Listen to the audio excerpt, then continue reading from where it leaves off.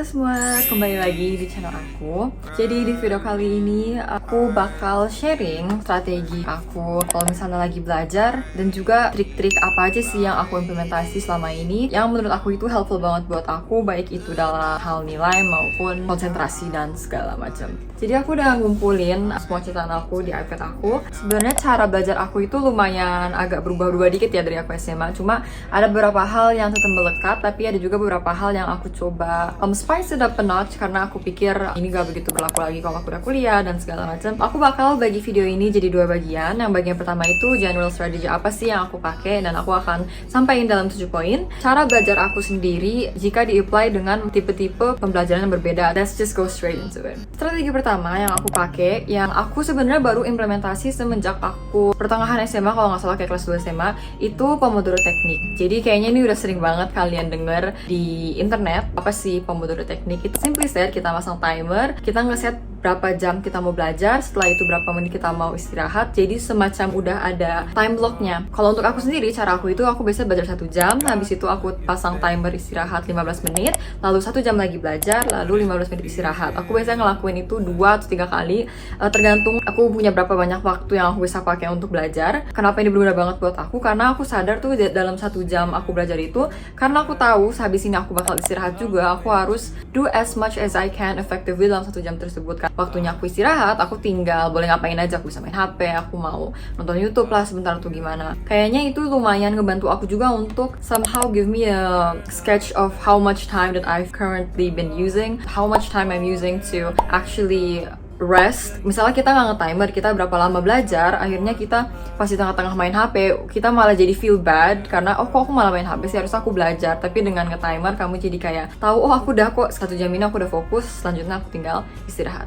Another thing that I actually picked up, itu aku dikasih tahu sama kakak aku aplikasi, ada website juga namanya Toggl. Jadi itu juga itu kebalikan dari timer. Dulu aku sebenarnya makainya kayak 1 jam timer terus dia menurun jadi kayak countdown. Tapi sekarang kalau untuk Toggl itu dia ngehitung, by the way this is not sponsored by Toggl, but if you ever watch my video I'm always here. Dia itu nge-timer dan dia itu bisa ngelompokin tipe-tipe pekerjaan apa yang kamu lakuin. Misalnya sekarang aku lagi liburan, tapi walaupun aku lagi liburan kan aku kan sibuk ngerjain tugas ini, riset ini, ngedit dan segala macem. Nah aku pengen tahu tuh dalam 1 hari kira-kira aku berapa jam sih aku pakai untuk ngedit, berapa jam sih yang aku pakai untuk nugas, berapa jam sih yang aku pakai buat kelas online. Karena kadang aku kalau misalnya asal ngerjain aja, aku bilang dari jam segini sampai jam segini, aku at the end of the day aku kadang mikir, oh kayaknya aku kelamaan deh waktu itu ngedit. Daripada aku mikir kayak gitu, aku biasanya pakai Toggl. Tapi ini berbeda ya untuk setiap orang, karena ada beberapa orang yang gak begitu suka to work under pressure. Karena kalau misalnya mereka pakai timer, mereka jadi merasa gelisah. Tapi the more you do it, the more you get used to it. Moving on to the second strategy that I've been doing, yang bener-bener ngebantu banget sampai titik ini tuh ialah journaling. Aku sebenarnya udah nyoba dua-duanya. Aku udah pernah nyoba planner digital. Kalau misalnya kalian pengen check out video yang waktu itu aku nge-journal yang manual, kalian bisa lihat di link atas, I will put it up here. Dan untuk yang digital, aku juga taruh di atas. Kalau misalnya journal yang digital, aku pakai Notion. Secara singkat, kalau misalnya kita kaitin sama dunia belajar, aku itu biasanya ngebagi section jadi 2. Satu section itu isinya itu perkumpulan semua. Biasanya aku punya satu bank, isinya semua tugas yang aku punya. Ada deadline juga, ada workload-nya, jumlahnya, kira-kira waktu berapa lama aku butuhin untuk kerjain. Dan habis itu, aku juga punya section yang paling penting untuk belajar, yaitu section weekly schedule. Di situ aku punya kalender, jadi secara big picture aku bisa ngeliat tanggal segini aku bakal ada apa, tanggal segini aku harus shoot apa, tanggal segini aku harus ngedit apa. Tuh lalu di bawahnya aku ada Senin, Selasa, Rabu, Kamis. Jadi setiap hari aku harus nulis apa, harus ngerjain apa, nyelesain apa. Habit yang aku selalu lakuin sampai sekarang itu, setiap malam sebelumnya aku selalu nge-plan everything out. Aku rekomendasi banget sih sebenarnya yang poin kedua ini untuk kalian nge-journalize atau nge-organize kira-kira tugas kalian itu seperti apa, karena ini ngebantu aku banget dalam melatih time management aku. Karena kalau misalnya banyak orang nanya ke aku, gimana sih aku bisa ngebagi waktu untuk kuliah, gimana aku bisa ngebagi waktu buat content creating, salah satu unsur terpenting yang bener-bener ngebantu aku itu ya ini. Terus yang menurut aku ngebantu banget kalau misalnya aku gak mau cepet mumet dan aku pengen fokus terus, aku selalu ngusahain untuk have short but frequent rewards. Jadi dibanding aku ngeambis berapa jam gitu lama banget. Terus tiba-tiba pas at the end of the day baru aku bisa main. Aku lebih suka memberikan diri sendiri short rewards tapi terus menerus. Jadi aku nggak nungguin untuk that one reward at the end of the day yang akhirnya ngebuat aku nggak begitu konsentrasi ngerjain aku tugas seharian. Tapi ini juga sebenarnya tergantung orangnya, karena ada beberapa orang yang lebih suka belajar lama banget habis itu baru istirahat, and that's perfectly fine. Dan poin yang nomor 4 itu ialah nyicil is power. Aku apa, mungkin kalian sering denger kan, oh iya kak aku pengen dari dulu nyicil tapi aku nggak ada motivasi sampai pas udah H-1 aku baru bisa mepet. Sama, aku juga gitu kadang. Tapi semenjak aku masuk SMA, aku masuk kuliah, aku rasa itu gak sustainable banget karena pas aku udah deket-deket deadline, aku jadi panik. Kalau untuk tugas sih sebenarnya masih bisa sih di-apply. Kalau H-1 kalau menurut kalian itu bisa dilakuin. Tapi personally kalau misalnya udah tentang ujian ya, aku kayaknya udah nggak mungkin di Korea kalau misalnya aku ujian kebelet H-1 karena aku pernah nyoba dan akhirnya hasilnya tidak memuaskan. Nah, jadi maksud aku cicil is power gimana? Aku biasanya selalu nyiapin ujian, mulai nyicil ujian itu H-2 minggu. Kok H-2 minggu? Biasa aku selalu 2 minggu sebelumnya. Misalnya aku ada ujian, terus aku tahu itu baik banget kan. Jadi aku dari 2 minggu sebelumnya, aku udah ngeliat dia tuh silabus yang aku harus pelajarin itu berapa bab sih. Minggu ini berarti aku harus kira-kira sampai belajar 3 bab, 4 bab. Jadi pas aku udah deket-deket ujian, aku tinggal nge-review ulang apa yang kita baru dapat dan latihan soal. Karena belajar teori doang itu nggak cukup. Kalian harus latihan baik banget kalau misalnya kalian benar-benar mau bisa ace ujian ataupun ngerti konsepnya. Ini agak sedikit unik poinnya, yaitu kalau untuk aku sendiri, aku biasanya nggak diem di satu tempat. Maksudnya apa? Nggak berarti kalian lagi ngerjain apa-apa tiba-tiba kalian lompat ke sana, tiba-tiba kalian kesini, ke situ, bla bla bla. Dari dulu aku sadar kebiasaan aku itu kalau misalnya aku udah belajar, kalian tahu kan dari cerita aku kalau aku lagi belajar self study yang malam itu waktu SMA, aku pasti duduk di satu tempat yang sama, terus duduk di tempat yang sama, terus gak gerak, gak ngapa-ngapain.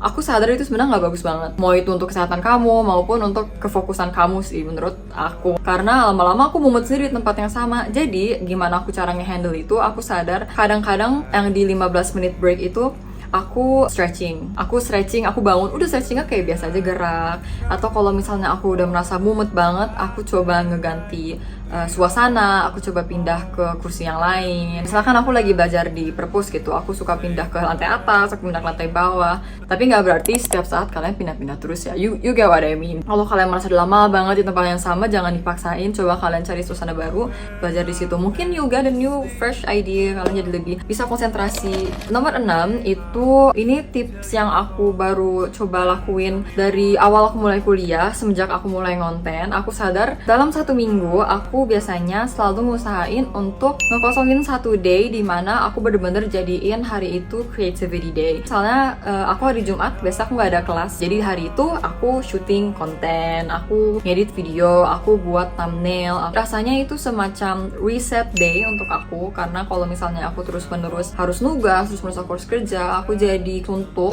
Tapi kalau misalnya kalian punya schedule yang bener-bener susah banget untuk dimasukin 1 hari dimana kosong, kalian bisa nge-apply strategi ini dengan cuma half of the day, kayak setengah hari kalian coba buat yang lebih kreatif. Karena in its own way itu juga produktif sebenarnya. Nggak semua produktivitas itu harus dikaitin dengan kalian belajar, ngambis, nugas, itu nggak juga. Kalau misalnya ada hasilnya dan itu bawa manfaat juga, menurut aku itu dihitung dengan produktivitas. Dan nomor 7 yang terakhir itu, aku punya really small and impactful tips yang berguna banget untuk aku. Maksudnya small but impactful itu, kalian nggak butuh banyak effort untuk ngelakuin, tapi itu bakal ngebantu kalian banget dalam proses belajar. Ada apa aja sih? Aku ada 3. Yang pertama itu, kalau misalnya aku udah mulai belajar, aku selalu naruh HP aku out of sight.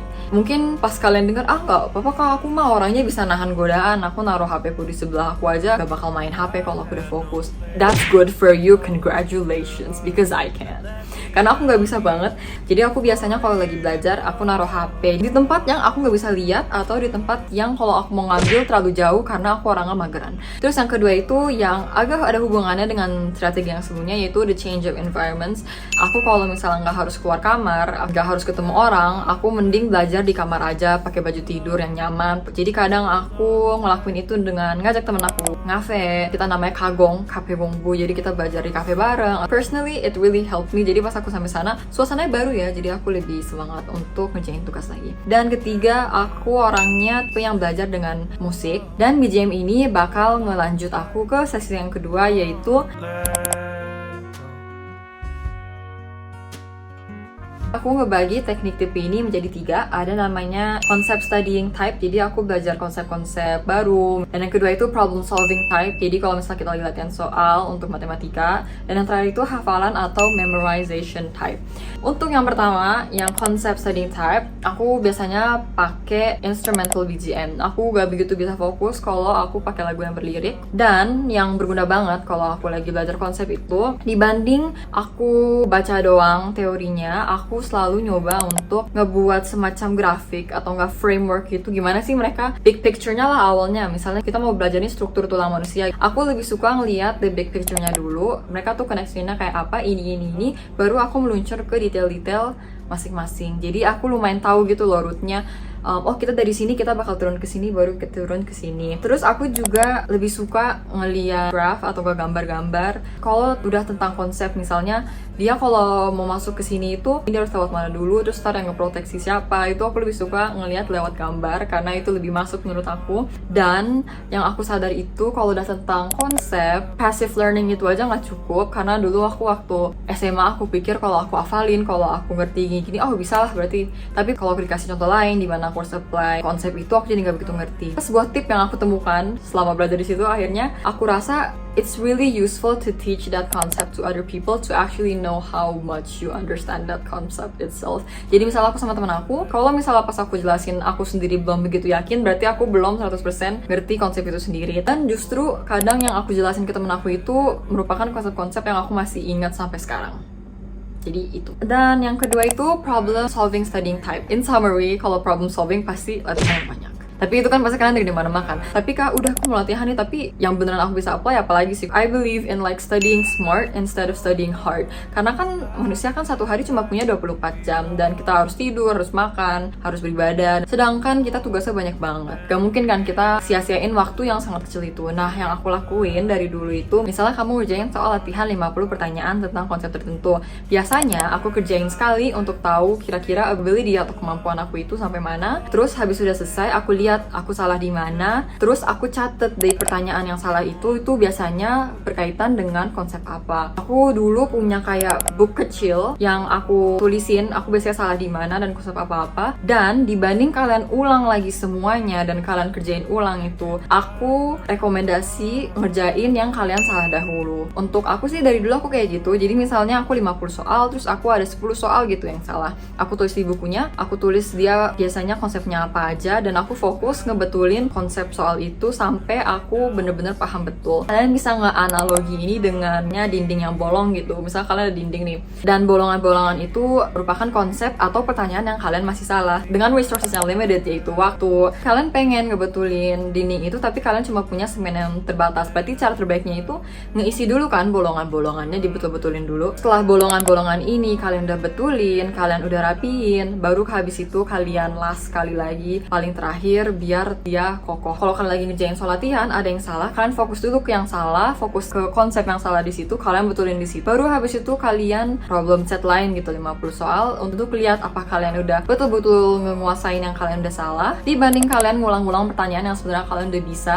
tapi kalian ulang aja just for the sake of it. Dan yang ketiga ialah hafalan atau memorization type. Ini lumayan mirip sama yang bagian nomor 1 yang konsep. Aku biasanya ngebuat bagannya in general tuh apa sih yang aku harus hafalin, dia itu subsection dari section apa, dia itu terkait dengan apa. Itu aku biasanya tuh tulis tuh di bawah kayak buat framework awal. Habis itu aku sering banget pakai sticky note. Jadi misalnya aku punya buku, tapi kan sekarang kan udah mulai digital sih buku PDF, aku nggak tahu itu gimana. Tapi aku dari dulu tetap nge-enjoy menghafal lewat buku asli. Aku biasa pakai sticky notes. Jadi aku lagi baca section ini, terus kan banyak tuh di satu halaman. Aku tulis di sticky note-nya kayak, oh kamu harus inget-inget konsep ini, konsep ini, konsep ini. Terus tip yang berguna juga, misalnya kalian lagi lecture, kan tipe-tipe ujian itu berbeda berdasarkan profesornya itu maunya nge-emphasize-nya bagian apa, mau nge-nonjolinnya bagian apa. Itu aku biasanya coba dengerin, dan misalnya dibahas bagian A gitu, terus dia bilang, oh ini nih penting banget nih, yang ini, section A2, A3, A4. Itu biasanya aku tulis di sticky note, oh A2, A3, A4 harus bener-bener di fully understand. Habis itu baru aku tempel di bukunya. Aku jadi bukan tipe anak yang bersih bukunya. Aku biasanya dengan stabilo, aku naruh sticky note. Kalau kalian lihat buku aku itu isinya agak berantakan, tapi in my own way aku jadi ngerti sendiri, dan itu kayak ngebuat bagan bagan, mind map yang aku bisa ngertiin. Mirip dengan cara aku belajar bahasa Korea. Kalau kalian pernah nonton video aku belajar bahasa Korea itu, aku biasanya ngekaitin nama-nama konsep ke kata-kata yang aku udah lumayan familiar tuh. Misalnya kalimatnya mirip dengan kalimat yang aku udah tahu, kayak yang bahasa Korea kemarin, goyangi, terus goyang kan artinya goyang kan di bahasa Indonesia. Jadi aku lebih ngekaitin kayak gitu.